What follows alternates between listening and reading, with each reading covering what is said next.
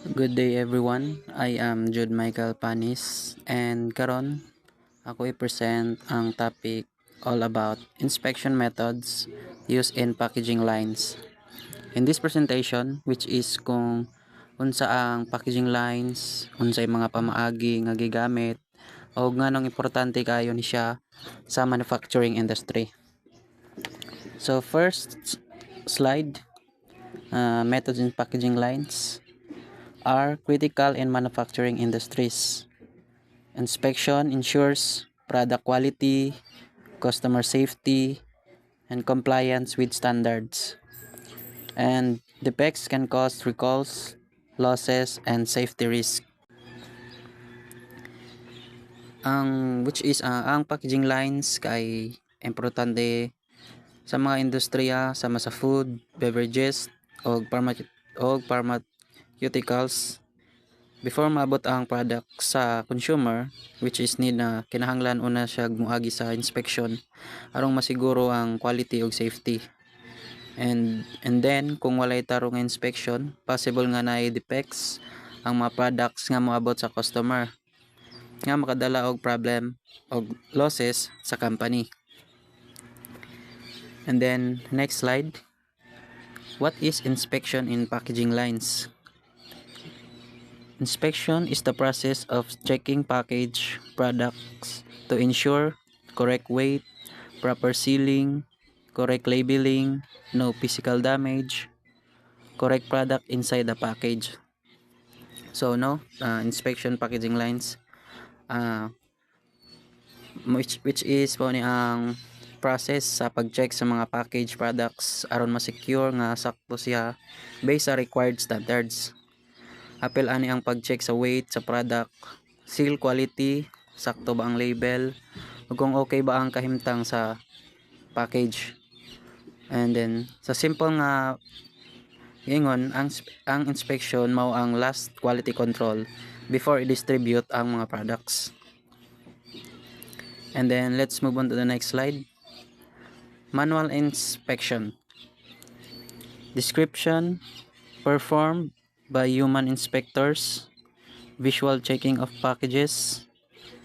Examples: checking dents, leaks, mislabels, random sampling.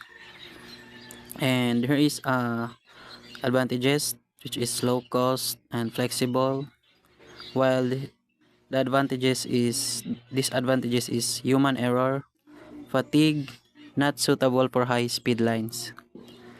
So ang manual inspection, which is ginabuhat siya sa tao mismo. Ang inspectors kay gatan-aw sa packages para makita kung naabay damage, leak, or sayop nga label. And advantage niya kay state na low cost o flexible siya. Pero ang disadvantage kay dali ra kapuyon ang tao. Possible na human error o dili siya ideal kung high speed ang packaging line. And then we move on to the next slide. Automated visual inspection. Uses machines, visible systems, cameras, sensors, image processing software. Then checks sales integrity, label alignment, barcode accuracy, missing components. And the advantages is high speed, consistent results, and less human error.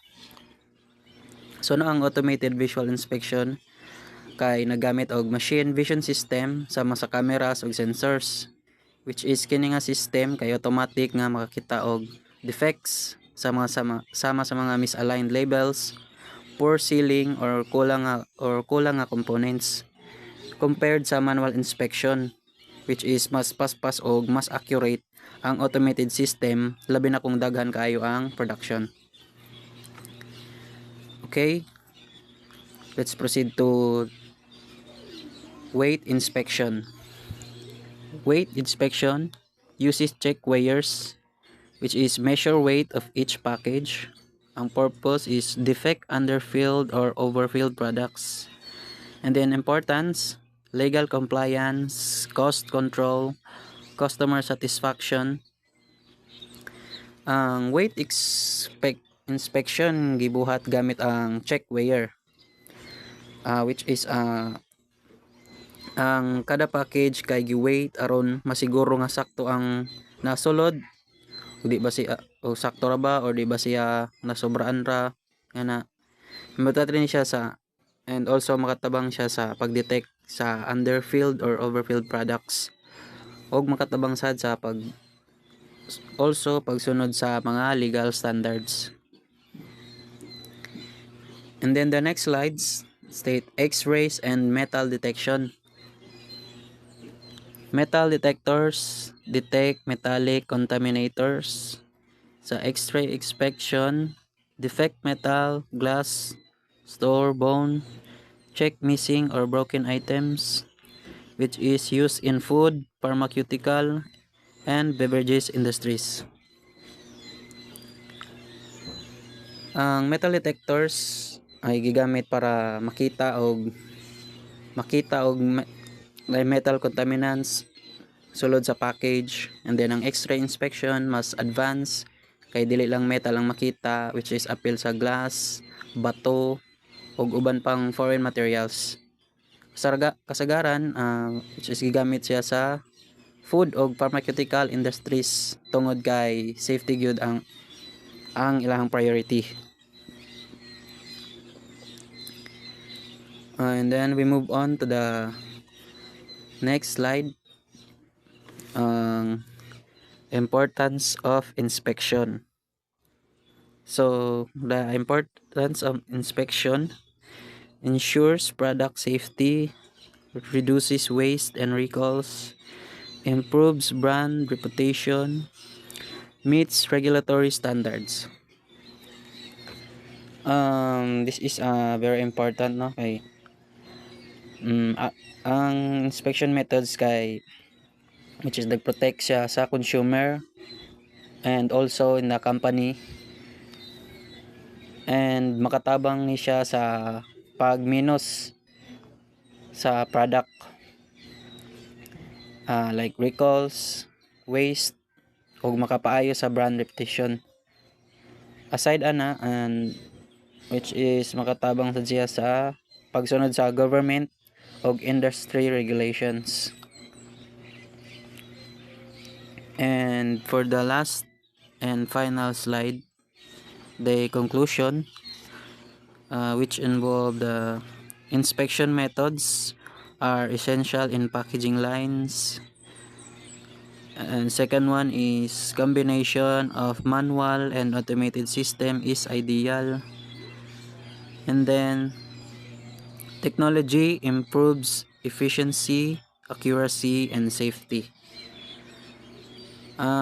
Conclusion no is inspection methods which is adunay dakong papel in packaging lines. The manual script o automated inspection kay parehong important, depende sa sitwasyon sa production. Pero karon tungod sa advancement sa technology, mas gisaligan na gyud ang automated inspection tungod sa iyang accuracy o efficiency. And I guess that's all. My 5 minutes outsourced video will be uploaded also in this. I will post it also in Google Classroom. That's all for my report. Thank you.